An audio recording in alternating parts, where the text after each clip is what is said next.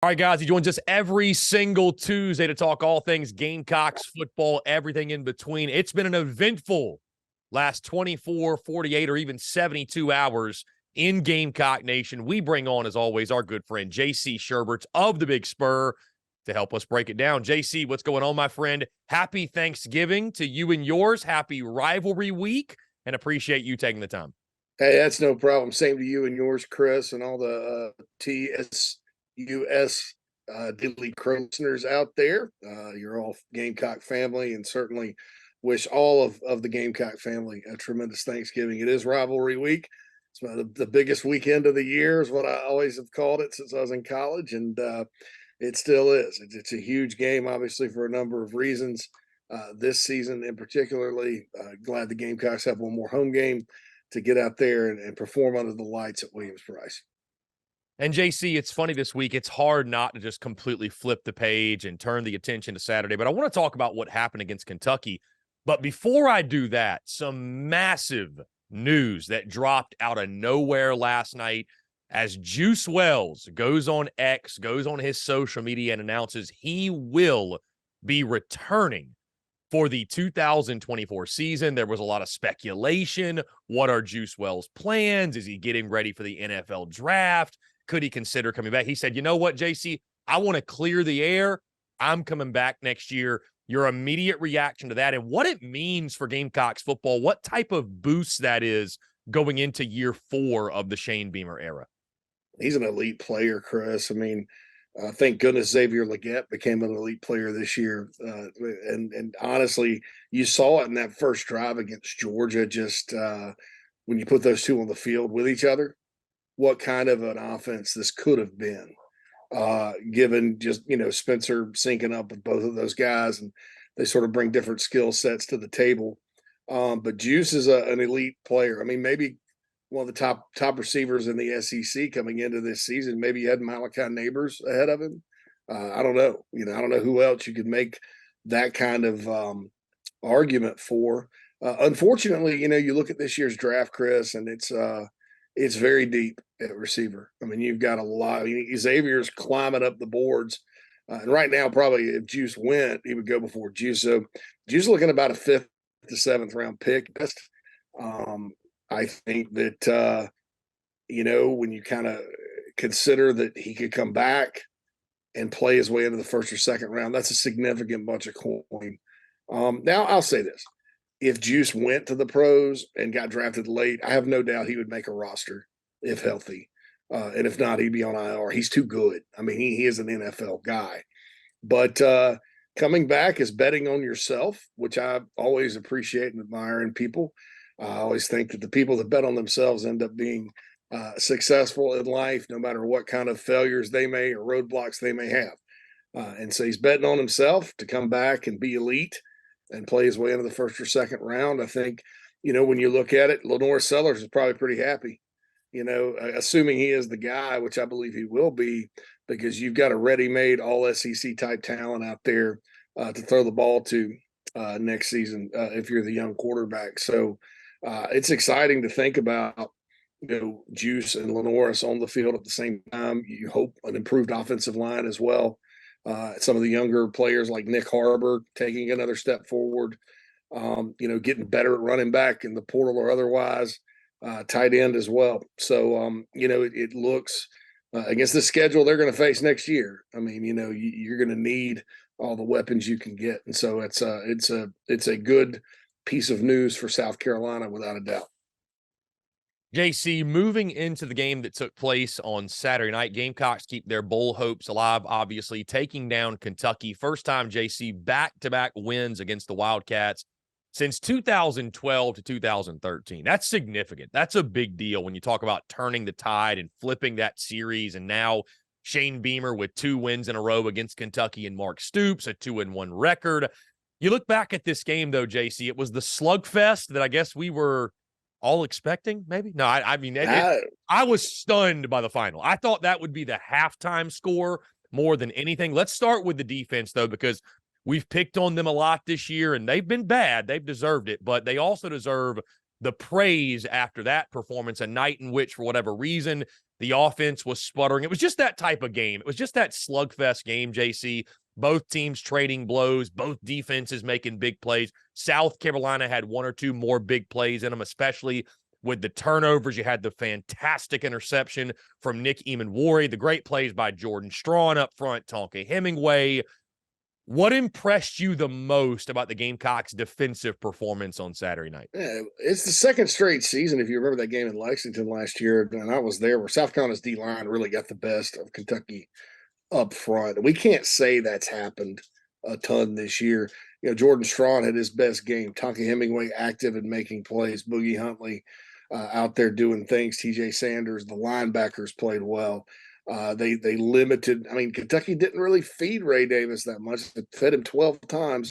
Stoops alluded to something's up there, because Stoops kind of alluded to it in the in the post game. But they limited him and his carries. Devin Leary was probably not going to beat Carolina with his arm, and he didn't. But I always call Kentucky this, and I got it from my friend Josh Pate. Kentucky is a spider web team. Like, you don't want to get caught in their web, and Carolina did, quite frankly. You get off to the hot start, and then they plug away and plug away and plug away, and all of a sudden they make adjustments on defense, and you're stalling out, and you can't get a push in the run game, and it's frustrating as all get out, right? And you look up, and they're up 14-10. You're like, how did this happen? A lot of Carolina teams through the years have lost games like that to the Wildcats, including in 2021, where Carolina certainly had their chances. But you get up off the mat, you put together a great drive. Spencer Rattler to Xavier Legette was the story of the evening. Completed a long third down, and then the last touchdown, and then the defense held on at the end. So, that's the type of game, for those that are discouraged now about the offense, and the offense, I'm concerned about their ability to get a push in the run game and running the ball in general after these last 3 weeks. That said, Kentucky's done this to so many teams through the years, and they really wanted that. You could tell Kentucky came in and played inspired, confident football. They did not think they were going to lose. I mean, last year in Lexington, Kentucky held that Georgia monstrosity to 16 points. So that's just kind of the way they play. South Carolina did a really, really good job, I think, of not letting the stagnation on offense get to the defense. Sometimes that happens. Defense will get frustrated, and your offense isn't moving it, and you get kind of demoralized, and you give up a cheap touchdown or something. Carolina did not relent, and they won the football game. I mean, that's the most important. After 10 years of extreme frustration against this group, it's good to see the Gamecocks come out on top, and one that where they played they played the game Kentucky wanted to play instead of the game they wanted to play. But when you still come out and win in that situation, I think that's special. JC, you just hit the nail on the head. Admittedly, watching that game, I thought to myself, this is the game that Kentucky wants to play. This plays right into Kentucky's hands, that hard-nosed, grinded-out type of football game. And the fact that South Carolina was able to hold on and sort of beat them at their own game, certainly impressive, like you mentioned, and certainly that home field atmosphere, that home game crowd, the all-black jerseys. Williams-Brice Stadium was in peak form on Saturday night. Let's move, though, JC, to the offensive side, because you mentioned some folks are discouraged. I find myself not as worried as maybe some others in regards to I think it's more of a one-off than the offense just forgot how to play. However, there are things that have to be corrected. What did you see from the offensive side? Because I thought yet again, JC, and it's really easy to sit here and play Monday morning quarterback and look back at the film and break everything down. But I admittedly thought there were some really questionable play calls, some questionable decisions, some questionable, you get a turnover and you're not exactly taking a shot or trying to make a big play or deliver a a knockout punch. What were your thoughts on the offensive side? Do you have to just give more credit to Kentucky blowing it up front, or were there things South Carolina left out there? It wasn't their day, and things got a little cattywampus, and I like that word, cattywampus. And this happens sometimes, right?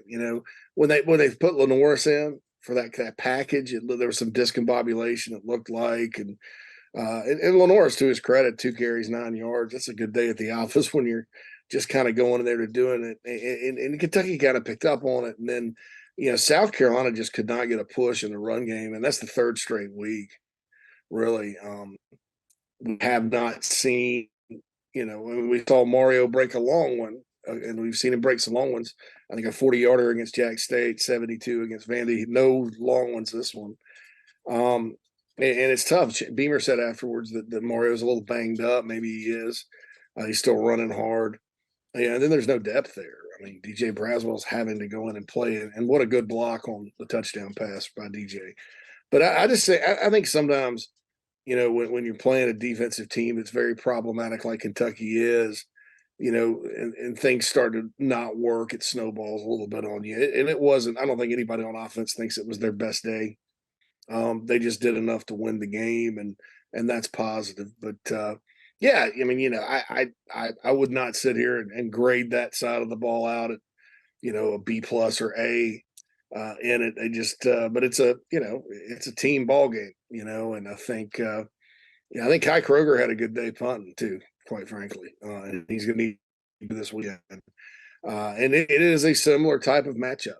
I don't think Kentucky's as talented as Clemson, but it's that same type of, I don't want to call Clemson a spiderweb team because that sounds so weird, Chris, but in a lot of ways they are. And if they're not turning it over, they're hard to beat, because of the way they run the football and the way they play defense. So, they're going to need more points this weekend against the Tigers. They're going to need to block better, obviously. And I think the Gamecocks got to win the turnover battle, but just like they did against Kentucky. But that's, you take that win against the Wildcats. Like I said, they were coming to town. And they were going to make it an ugly game, just like 2 years ago, just like 2017, just like 2015, when they've won in Columbia. And the Gamecocks said, no, not today. So that's one you take, and you just next year you try to go blow them out. JC, before we move into the rivalry stuff, Xavier Legette balls out yet again. And I mentioned, and I'm sure you guys mentioned it, that going in that game, it comes down to Spencer Rattler and Xavier Legette. Your best players have to make plays. They have to play well. That's no secret. When you look at his season, for you've watched a lot of Gamecocks football. You watched a lot of great Gamecocks wide receivers. Where do you put this season that Xavier Legette's having? Like, would you compare it to somebody else? I'm not really asking you to rank it, but like, where does your mind immediately go when you watch what Xavier Legette's doing on a week in, week out basis? It's up there. It reminds me somewhat of Sidney Rice's 2005 season, Spurrier's first year, where it took the head ball coach, and I think Sidney was banged up, but it took him a couple of games. I think it was the Georgia game 2, where he was catching touchdowns and making acrobatic play. And then all of a sudden they figured it out quickly. And you saw what kind of season he had. I think he was National Freshman of the Year by Rivals.com that season. And obviously had a great 2-year career at Carolina. So as far as just the type of season he's having, it's like that. As far as who he is as a player, man, there just haven't been very many players that are that size and that fast at South Carolina. Jared Cook, but Jared was more of a split tight end. This guy, Xavier, he's probably not as good of a route runner elite-wise. And we had to have Pat DeMarco on earlier this week. And, I was asking, what's the difference between Julio Jones and Xavier Legette? Because I evaluated Julio as a high schooler and followed his career, obviously. And the difference is Julio is just an elite route runner, and Xavier's just not quite there yet. Now, he's run elite routes. That the route he ran on the first touchdown the other night was beautiful, along with the crosses and all that. But if there's any separation between the two, it's that at this same stage. So that dude's Julio Jones, basically, and fast. And Carolina just has not had that many receivers. I mean, usually, there's been a lot of big receivers that come through here, Chris, but then they end up, they're not the fastest guys. Alshon had football speed, right? But in a race, Xavier would probably beat him. So I don't even know who to compare him to be honest, as far as that type of big freaky receiver that can run, the DK Metcalfs of the world, if you will. But his season reminds me of Rice's season, like I said, where going in, you didn't necessarily talk about him as being a guy that was going to blow up, and he did. And Carolina's fortunate to have him doing what he's doing. But and that was the same with Sydney that first year. So that's a season. And then player wise, heck, Julio Jones, DK Metcalf, those guys. Carolina hasn't had very many of those at all.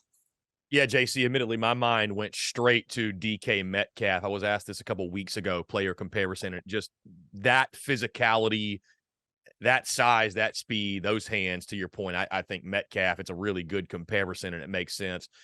South Carolina Clemson, JC, need I say more? It is one of the best rivalries in all of college football. I'll ask you again before we get in the specifics of the game. You've been covering this thing for a very long time. Favorite memory and least favorite memory from the rivalry during your time, Gamecocks and Clemson? Favorite memory, gosh, probably the 90 where the Gamecocks won, because I've had a lot of good memories where they've lost too, man. I mean, after the 99 game when Carolina, it was a noon kickoff. Carolina played its best game of the year, still lost by 10 on a late touchdown pass that sealed it for the Tigers, and that was the end of 0-11. But I had a blast the post game party out the tailgate because we were just all kind of relieved. That's it. But anyway, in 1994 was Brad Scott's first year. My buddy in high school, he's like the only Clemson fan. Believe it or not, I grew up in the upstate. I was not friends with very many Clemson people. Like, I don't know why. I don't know how that happened. My only Clemson friend I had. And we were supposed to go to the game the year before, and God, I guess his parents, he got in trouble with his parents or something, so we couldn't. So we went in 94 and had good seats right down near the field there at Memorial Stadium. And, Carolina's up 14-7, and Brandon Bennett throws the ball across the field to Reggie Richardson. He runs it all the way down, and Carolina proceeds to just whip them 33-7, which was unprecedented. And, as a younger kid and all that was Brad Scott's first year. So you think, man, the future's bright. It's about to turn around. And that was, that was something. Least favorite memory, I would say the push off up there, but that was such a great football game. It's hard to sit there but I'd say the fight year. That was just that was just so disappointing because there was a lot of intensity. Carolina people were kind of sky high because Spurrier's coming, and Carolina's supposed to go to a bowl that year. So there were rumors Spurrier's going to come in and coach the bowl, and everybody's like sky high. And, Carolina just was not focused that day. Clemson was not a very good football team. And they just beat the tar out of the Gamecocks, and Savell Newton spent the whole day on his back. It was awful. And then what happened at the end, it was just very, very disheartening as a native of the state of South Carolina. Just had a bad taste in my mouth after that one, just because of what happened. Now, other than that, it's a pretty good day. Me and my buddy at the Bilo in Clemson bought a parking pass right behind where the West Zone is now for like $20. So we parked right there, and I mean it was a pretty good day. Chugged a few beers, I ate a sandwich. It was a nice day.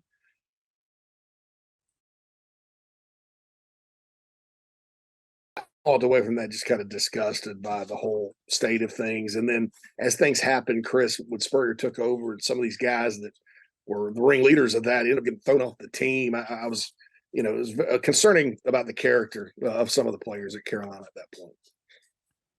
So, JC, as we turn our attention to Saturday's game, Clemson enters this one.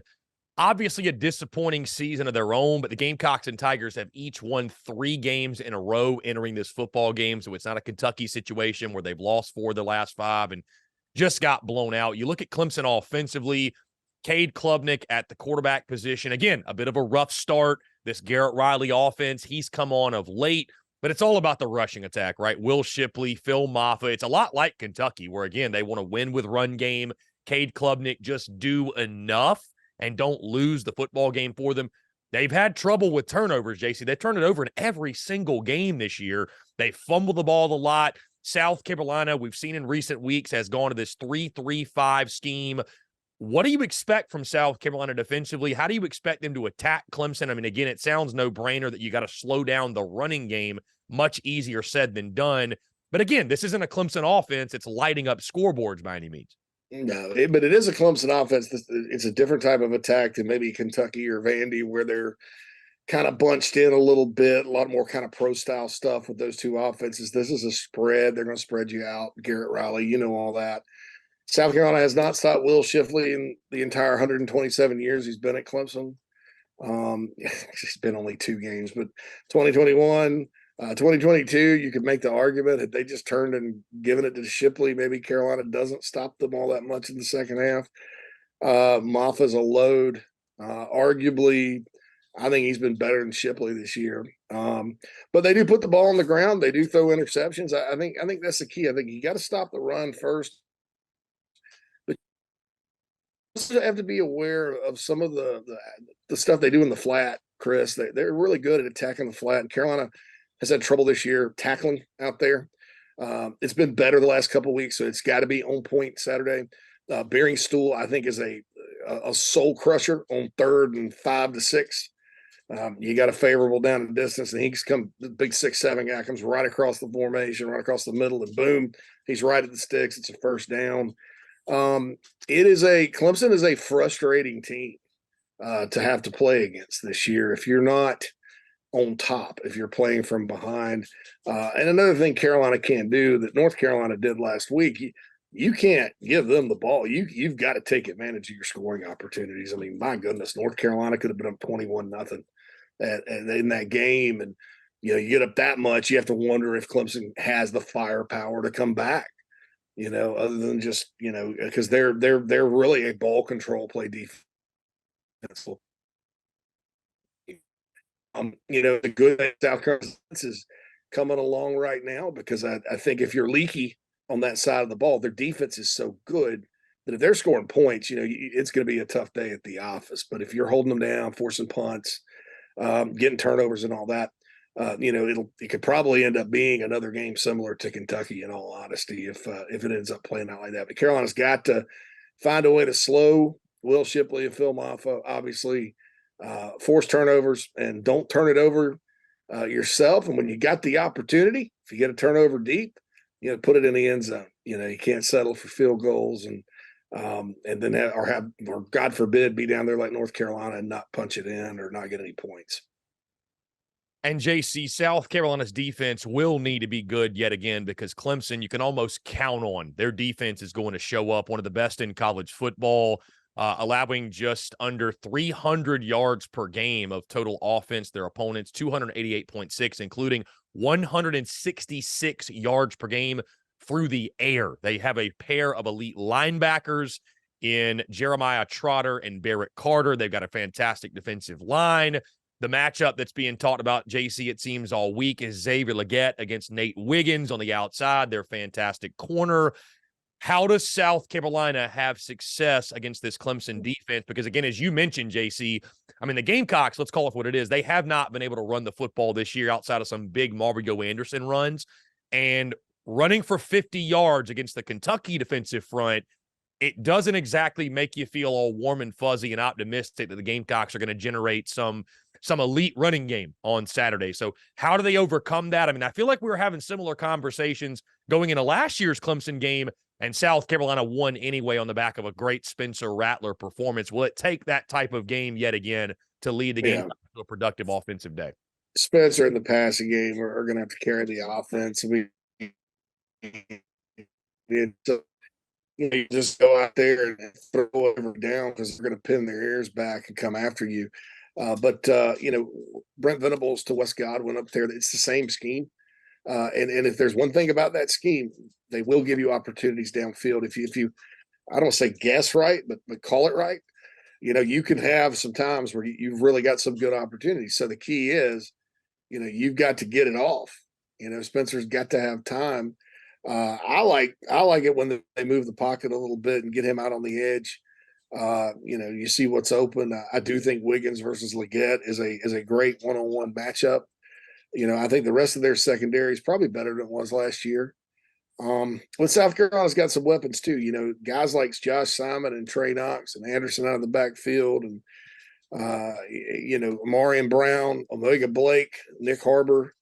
Those guys got to make plays too, because If I'm Clemson, I am 17 is in my crosshairs. Maybe you're not as worried about everybody else. So those guys got to make plays, and if they're open, I'm sure Spencer will find them and all that. I think Rattler's probably going to have to run the ball a little bit too. Drake May had some success running it, and really North Carolina, Amari and Hampton had some really big runs in that game. It just wasn't consistent enough, and then they had the problems inside the one twice. But so who knows? Maybe this is a one where you catch him blitzing or whatever. Mario Anderson breaks a couple of tackles and he's off to the races. Who knows? But I do think that Spencer's going to have a good game. The passing game in general is going to have to carry it. I don't see South Carolina winning if they go through a stretch like they did against Kentucky, where they, can't get out of their own way and are going 3 and out over and over. I think that plays right into the type of team Clemson is this year, which is kind of hey, if we got you down, it's going to be hard to come back on us. JC, Beamer ball was such a large part of that win last year. I really feel like that's where Kai Kroger set some of these, dare I say, sort of unrealistic expectations for this season, and why I don't think there's anybody been more scrutinized than Kai Kroger this year. I mean, even more than Spencer Rattler or any player on this team. Do you feel like special teams can play that kind of role again? Is that something you can go into this game depending on, banking on? Do you just hope that it works out in your favor? I mean, what role does special teams play in this football game? But to a certain extent, I think Kai needs to have. Kai had a pretty good game against Kentucky. He averaged 44 yards a kick and really did a good job on a lot of attempts.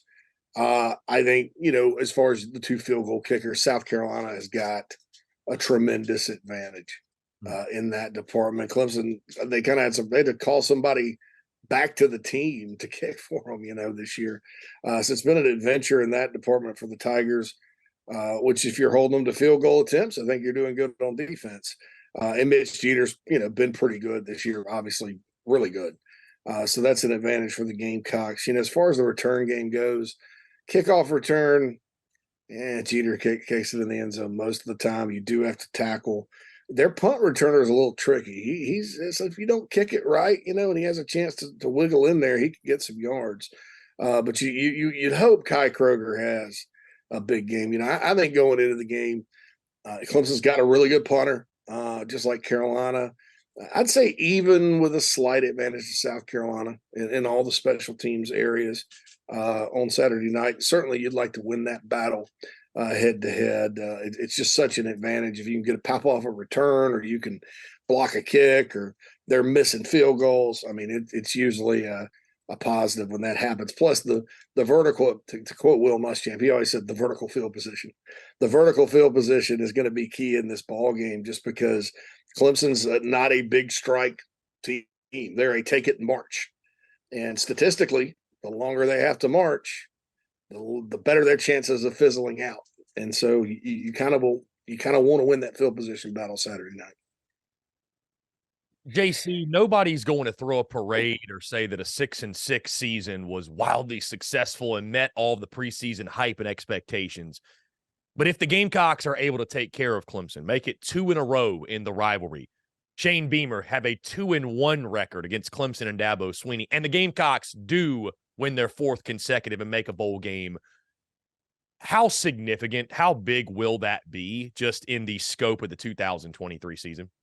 It's big, Chris, because look, this team, people like to say injuries are an excuse. And I look, if you've been there 6 years and you're supposed to have depth and you're supposed to have all this talent, and you've recruited well, I don't even know at that point that 12 guys going down on the offensive line is going to be ideal. I mean, I don't think Alabama could survive that, or Georgia, but I think, sometimes that gets to be an excuse. Well, you're hurt. Well, next man up, you've had ample time to build a roster where there's depth.